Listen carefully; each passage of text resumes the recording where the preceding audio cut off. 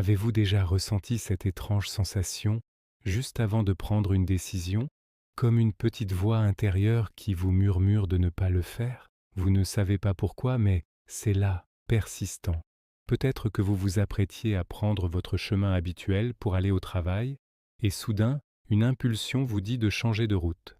C'est exactement de cela que nous allons parler aujourd'hui, l'intuition, cette boussole interne que nous possédons tous.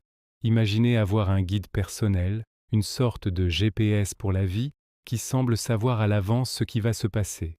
C'est ça l'intuition. Elle est là pour nous orienter, que ce soit pour un nouvel emploi, une relation amoureuse, une amitié, ou même des décisions du quotidien.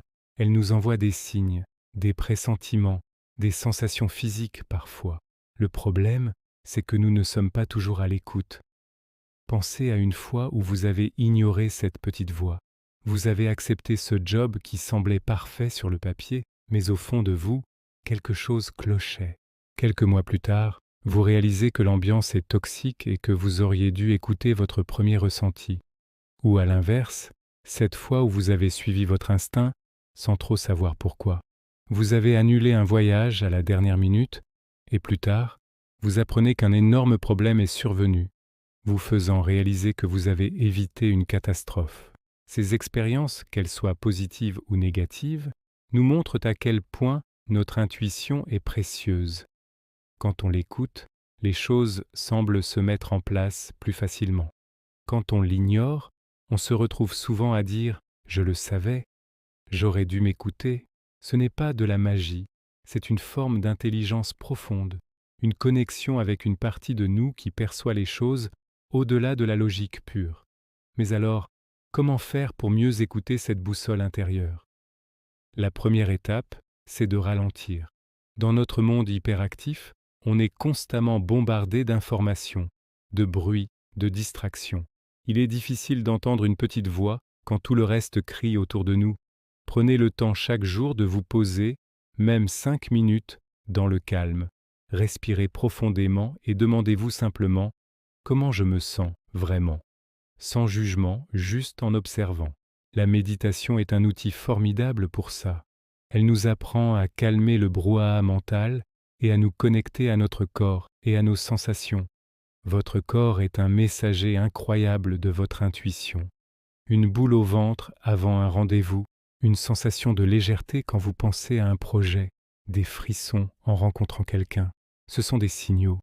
Apprenez à les décoder. Une autre astuce est de tenir un journal.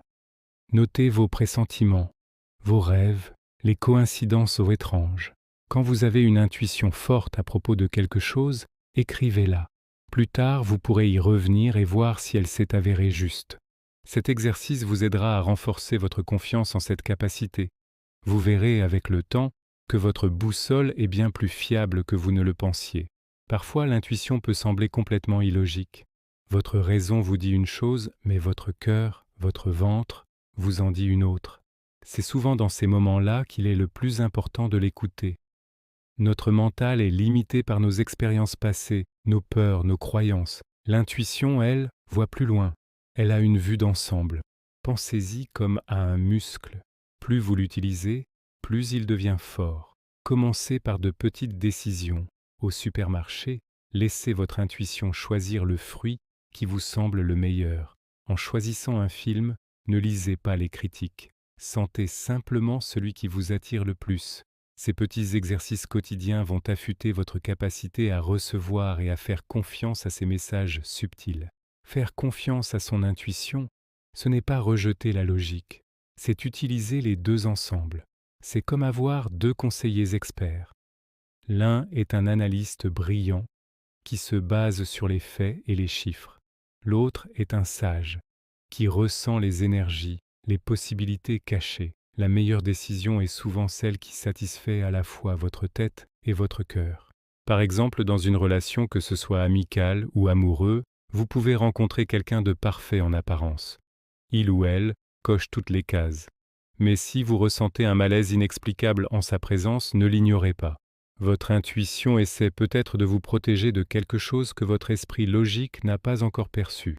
Il est important de noter que l'intuition est différente de la peur. La peur est souvent bruyante, anxiogène, et elle nous pousse à nous contracter, à nous fermer.